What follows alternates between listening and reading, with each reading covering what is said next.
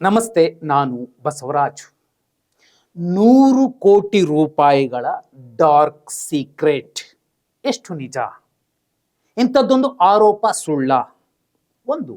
ಎರಡನೇದ್ದು, 40 ಮತಕ್ಕೊಬ್ಬ ವಿತರಕನ ಲೆಕ್ಕ, ಅದು ಗುಪ್ತ ಲೆಕ್ಕ. ಹೇಗೆ? ಬೆಂಗಳೂರಿಂದ ಟೀಮ್ ಕೂಡ ಹೋಗಿದೆ ಅನ್ನುವಂಥದ್ದು ಗ್ರೌಂಡ್ ರಿಪೋರ್ಟ್. ಆಡಳಿತ ಯಂತ್ರಾಂಗ ದುರ್ಬಳಕೆ ಎಲ್ಲ ಸರ್ಕಾರಗಳಲ್ಲೂ ಆಗುತ್ತೆ, ನೋ ಡೌಟ್. ಈಗ ದಾವಣಗೆರೆ ದಕ್ಷಿಣ ಮತ್ತು ಬಾಗಲಕೋಟೆ ಉಪಚುನಾವಣೆಯ ಸಂದರ್ಭದಲ್ಲಿ ಬಹಿರಂಗ ಪ್ರಚಾರಕ್ಕೆ ಅಂತ್ಯ ಹಾಡಲಾಗಿದೆ. ಈಗ ಏನಿದ್ರು ಗುಪ್ತ ಪ್ರಚಾರ. ಏನು ಮಾಡಬಹುದು?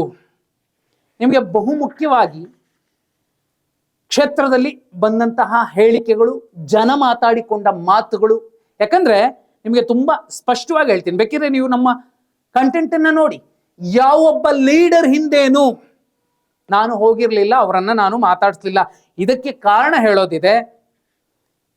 ನಾಡಿನ ಅತ್ಯಂತ ಹಿರಿಯ ಪತ್ರಕರ್ತರೊಬ್ರು, ಕ್ರೈಮ್ ರಿಪೋರ್ಟ್ರು, ಒಂದು ಆರ್ಟಿಕಲ್ ಬರೆದಿರುವಂಥದ್ದು, ದಾವಣಗೆರೆ ದಕ್ಷಿಣದಲ್ಲಿ ಕಾಂಚಾಣದ ಹಿಂದೆ ಯೂಟ್ಯೂಬರ್ಸ್, ಪತ್ರಕರ್ತರು ಹೋಗಿದ್ರು ಅನ್ನುವಂಥದ್ದು. ಯಾವ ಲೆಕ್ಕದಲ್ಲಿರಬಹುದು? 10 ಲಕ್ಷ, 20 ಲಕ್ಷ, 50 ಲಕ್ಷ? ಅಲ್ಲಿಗೆ ಒಂದು ಡೌಟ್ ನಿಲ್ಲಿಸ್ಬಿಡೋಣ, ಅದಕ್ಕೆ ಫುಲ್ ಸ್ಟಾಪ್ ಹಾಕೋಣ. ಬಹುಮುಖ್ಯವಾದ 3 ವಿಚಾರಗಳನ್ನು ಇಲ್ಲಿ ಹೇಳಬೇಕು. ಬಿಜೆಪಿ ವಿಪಕ್ಷ ಆರೋಪ ಮಾಡುತ್ತೆ, ಚುನಾವಣೆಯ ಸಂದರ್ಭದಲ್ಲಿ ಟೀಕೆ ಟಿಪ್ಪಣಿಗಳನ್ನು ಮಾಡುತ್ತೆ. ಒಂದು ಕಡೆ ಸಮರ್ಥ್ ಶಾಮನೂರು, ದೊಡ್ಡ ಪೊಲಿಟಿಕಲ್ ಲೆಗೆಸಿ ಇರುವಂತಹ ಮತ್ತು ಶ್ರೀಮಂತ ಕುಟುಂಬದ ಹುಡುಗ, 27 ವರ್ಷ. ಮತ್ತೊಂದು ಕಡೆ ಹಮಾಲಿಯ ಮಗ ಶ್ರೀನಿವಾಸ್ ದಾಸಕರಿಯಪ್ಪ. ಮೇಲ್ನೋಟಕ್ಕೆ ಚರ್ಚೆ ಆಗ್ತಿರುವಂಥದ್ದು ಯಾರು? ಯಾಕಂದ್ರೆ ಬಿಜೆಪಿ ಹಂಚಲ್ಲ, ಕಾಂಗ್ರೆಸ್ ಹಂಚುತ್ತೆ ಅಂತಲ್ಲ. ಚುನಾವಣೆ ಅಂದ ಮೇಲೆ ಎಲ್ಲರೂ ಹಂಚ್ತಾರೆ. ಆದ್ರೆ ಎಷ್ಟು ಹಂಚ್ತಾರೆ? ಚುನಾವಣಾ ಆಯೋಗಕ್ಕೆ ಲೆಕ್ಕ ಕೊಡಬೇಕಾಗುತ್ತೆ ಪ್ರತಿಯೊಂದು ಪಾಂಪ್ಲೆಟ್ದು ಕೂಡ. ಆದರೆ ಇಲ್ಲಿ ಒಂದು ವೇಳೆ ಅತಿಯಾಗಿ ಹಂಚಿಕೆ ಆಗಿದ್ರೆ, ಆ ಲೆಕ್ಕಪತ್ರಗಳು ಸರಿ ಇಲ್ಲ ಅಂದ್ರೆ, ಅದು ಮತ್ತೆ ಬೇರೊಂದು ಕಾನೂನಿನ ವ್ಯಾಜ್ಯದ ಅಡಿಗೆ ಬಂದು ನಿಲ್ಲುತ್ತೆ. ಚುನಾಯಿತ ಜನಪ್ರತಿನಿಧಿಯ ಸದಸ್ಯತ್ವ ಕೂಡ ರದ್ದಾಗುತ್ತೆ ಸಾಬೀತಾದ್ರೆ ಆರೋಪ. ಮಾರ್ಚ್ 23, 2026 ರಾಜ್ಯ ಬಿಜೆಪಿ ಘಟಕದ ಅಧ್ಯಕ್ಷ ವಿಜಯೇಂದ್ರ ಅವರು ಗಂಭೀರವಾದ ಆರೋಪ ಮಾಡ್ತಾರೆ. ದಾವಣಗೆರೆ ದಕ್ಷಿಣದಲ್ಲಿ ಕಾಂಗ್ರೆಸ್ ಹಣ ಹಂಚುತ್ತಿದೆ, ಒಬ್ಬ ಸಚಿವರು ಗೋಣಿ ಚೀಲದಲ್ಲಿ ತರಬಹುದು, ತಂದು ಕೊಡ್ತಾರೆ ಅಂತ. ಒಂದು ಇಷ್ಟೊಂದು ಇವ್ರು ನಿಜವಾಗ್ಲೂ ಬಹಳ ಬಲಿಷ್ಠರದಾರೆ ಇವ್ರು. ಅಂದ್ರೆ ಇವ್ರ ಹತ್ರ ಇರೋ ದುಡ್ಡು, ಪೊಲಿಟಿಕಲ್ ಕ್ಯಾಪಿಟಲ್. ಫೋನ್ ಮಾಡಿದ್ರೆ ಭೈರತಿ ಸುರೇಶು ಬರ್ತಾರೆ, ಇಡೀ ರಾಜ್ಯ ಸರ್ಕಾರ ಬರುತ್ತೆ. ಬೈ ಎಲೆಕ್ಷನ್ ಇದ್ರೂ ಬರುತ್ತೆ, ಇಲ್ಲದೇ ಇದ್ರೂ ಬರುತ್ತೆ, ಅಷ್ಟು ಇರುವಂತವ್ರು. ಎರಡನೇದು, ಯಡಿಯೂರಪ್ಪ ಅವರು ಕೂಡ ಗಂಭೀರವಾದ ಆರೋಪ ಮಾಡಿದ್ರು, ಸೂಟ್ ಕೇಸ್ ಅಲ್ಲ, ಗೋಣಿ ಚೀಲದಲ್ಲಿ ಬರುತ್ತೆ. ವಿಪಕ್ಷ ನಾಯಕ ಆರ್ ಅಶೋಕ್ ಅವರು ಕೂಡ ತುಂಬಾ ಗಂಭೀರವಾದ, ಕಾಂಗ್ರೆಸ್ ಹಣದ ಪವರ್ ಮೂಲಕ ಚುನಾವಣೆ ಗೆಲ್ಲೋದಕ್ಕೆ ಪ್ಲಾನ್ ಮಾಡ್ತಿದೆ, ಕ್ಯಾಶ್ ಬ್ಯಾಕ್ಗಳ ಮೂಲಕ ಜನರನ್ನ ಪ್ರಭಾವಿಸುತ್ತೆ ಅನ್ನೋ ಗಂಭೀರ ಆರೋಪ ಮಾಡಿದ್ರು. ಇದಕ್ಕೆ ಕಾಂಗ್ರೆಸ್ ಏನ್ ಹೇಳ್ತು?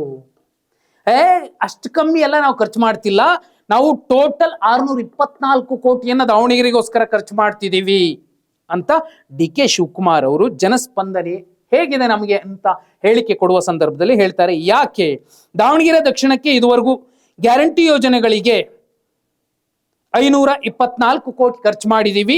ಇದಲ್ಲದೆ ಕಳೆದ ಬಜೆಟ್ನಲ್ಲಿ 100 ಕೋಟಿ ವಿಶೇಷ ಅನುದಾನ ಘೋಷಣೆ ಆಗಿದೆ. ರಸ್ತೆಗಳು, ಆರೋಗ್ಯ ಕೇಂದ್ರಗಳು ಇತ್ಯಾದಿ ಅಭಿವೃದ್ಧಿ ಕೆಲಸಗಳನ್ನ ಕೈಗೊಳ್ತೀವಿ. ಸೊ ಆ ಕಾರಣಕ್ಕೋಸ್ಕರ 624 ಕೋಟಿ ಖರ್ಚು ಮಾಡ್ತಿದ್ದೀವಿ. ಅದು ಜನಕ್ಕೋಸ್ಕರ, ನಾವು ನೇರವಾಗಿ ಕೊಡ್ತಿಲ್ಲ, ಸರ್ಕಾರದ ಜನಾನುರಾಗಿ ಕಾರ್ಯಕ್ರಮಗಳ ಮೂಲಕ ಕೊಡ್ತಿದ್ದೀವಿ. ಸಮರ್ಥ್ ಶಾಮನೂರು ಗೆಲ್ತಾರೆ ಅಂತ ಕಾಂಗ್ರೆಸ್ ಕೂಡ ಹೇಳಿತ್ತು. ಈಗ ಸಾಮಾಜಿಕ ಜಾಲತಾಣಗಳಲ್ಲಿ ಚರ್ಚೆ ಆಗ್ತಿರುವಂಥದ್ದು ಮತ್ತು ಒಪಿನಿಯನ್ ತುಂಬ. 24 ಹಳ್ಳಿಗಳಿಗೆ ಹೋಗಿ ಬಂದಿದ್ದೀನಿ ನಾನು. 24 ಹಳ್ಳಿಗಳ ಹೆಸರನ್ನು ಕೂಡ ಹೇಳಬಲ್ಲೆ. ಆ 24 ಹಳ್ಳಿಗಳಲ್ಲೂ ಕೂಡ ಚರ್ಚೆ ಆಗಿದ್ದು ಈ ಕತ್ತಲ ರಾತ್ರಿಯ ರಾಜಕಾರಣ. ಇನ್ನು 48 ಗಂಟೆ ಏನ್ ಬೇಕಾದ್ರೂ ಆಗಬಹುದು. 9ನೇ ತಾರೀಕು ಓಟ್ ಹಾಕೋ ಮೂಲಕ ಜನ, ದಾವಣಗೆರೆ ದಕ್ಷಿಣದ ಜನ ತಮ್ಮ ತಾಕತ್ತೇನು ಅನ್ನೋದನ್ನ ಪ್ರದರ್ಶಿಸ್ತಾರೆ. ಮತಕ್ಕೆ ಮಾರಾಟ ಆಗ್ತೀವಿ ಅನ್ನುವಂಥವ್ರು ಯಾರಾದ್ರೂ ಇದ್ರೆ ಮಾರಾಟ ಆಗಬಹುದು. ಇಲ್ಲ, ನಮ್ಮ ಸ್ವಾಭಿಮಾನ ದೊಡ್ಡದು, ನಾವು ಪಾಠ ಕಲಿಸ್ತೀವಿ ಅನ್ನುವಂಥವ್ರು ಪಾಠ ಕಲಿಸ್ತಾರೆ. ಯಾಕಂದ್ರೆ ಒಂದು ಸೋಷಿಯಲ್ ಮೀಡಿಯಾದಲ್ಲಿ ನೀವು ಚರ್ಚೆ ಮಾಡಿದ್ರೆ ಜನನೇ ಹೇಳಿರುವಂತಹ ಮಾತುಗಳು ಕಾಣಿಸುತ್ತೆ. 20,000 ತನಕ ಒಂದು ಹೋಟಿಗೆ ಹಂಚಿಕೆ ಆಗಬಹುದು.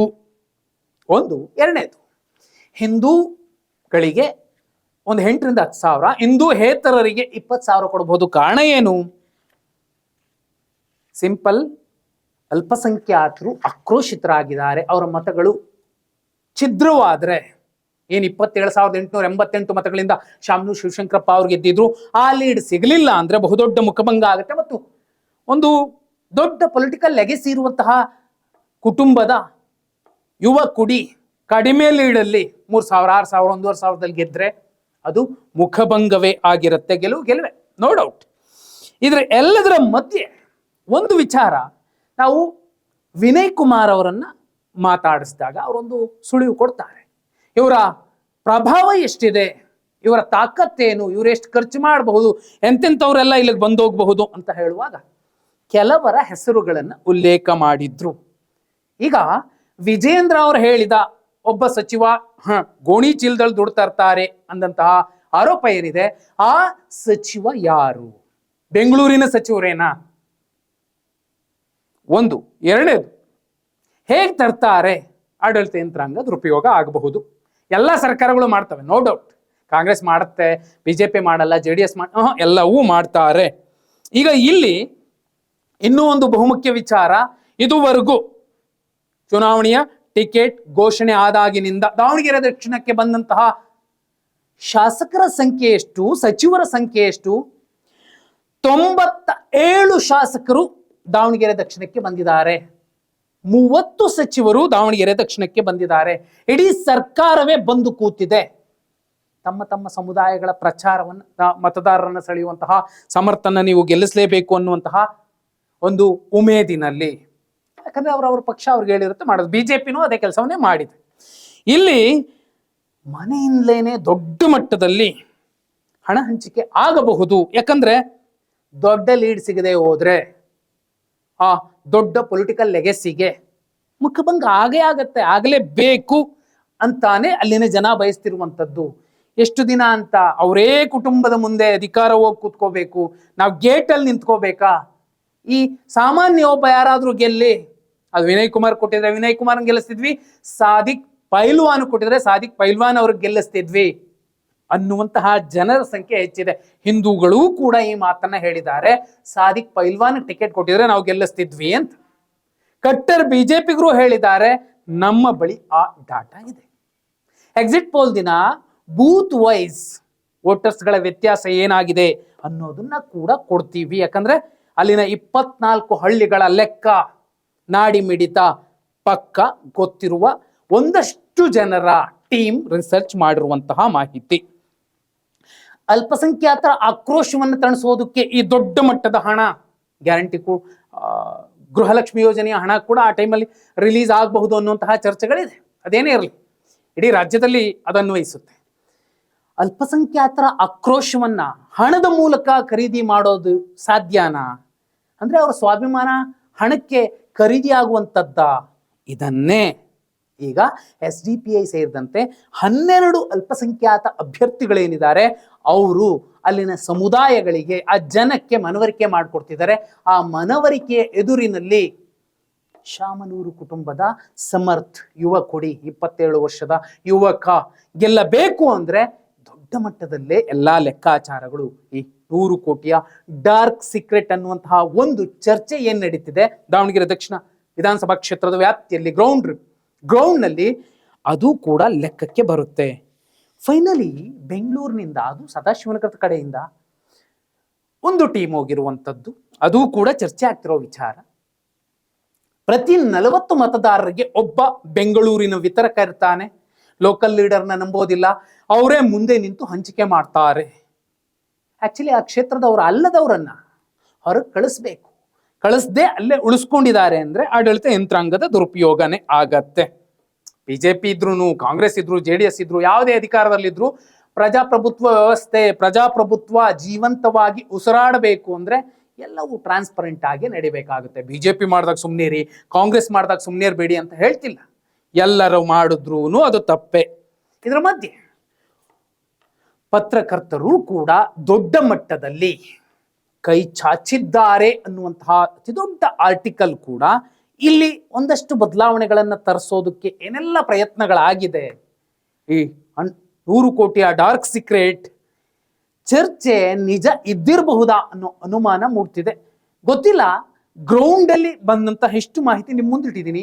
ಇದು ಕೇವಲ 100 ಕೋಟಿಯ ಡಾರ್ಕ್ ಸೀಕ್ರೆಟಾ, ಅದನ್ನ ಮೀರಿದ ದೊಡ್ಡ ಮೊತ್ತದ ಡಾರ್ಕ್ ಸೀಕ್ರೆಟಾ, ಯಾರು ಎಷ್ಟು ಹಂಚಿಕೆ ಮಾಡಬಹುದು 48 ಗಂಟೆಗಳಲ್ಲಿ, ಏನಾಗಬಹುದು? ಇಷ್ಟೆಲ್ಲದರ ಮಧ್ಯೆಯೂ ಕೂಡ ಸಂಪತ್ತಿಗೆ ಸವಾಲೆಸೆದು ಗೆಲ್ಲುವಂತ ಅಭ್ಯರ್ಥಿ ಶ್ರೀನಿವಾಸ್ ದಾಸಕರಿಯಪ್ಪನೋ, ಅಫ್ಜರ್ ಕೊಡ್ಲಿಪೇಟೆನೋ, ಮಗದೊಬ್ರು ಯಾರು, ಏನಾಗಬಹುದು?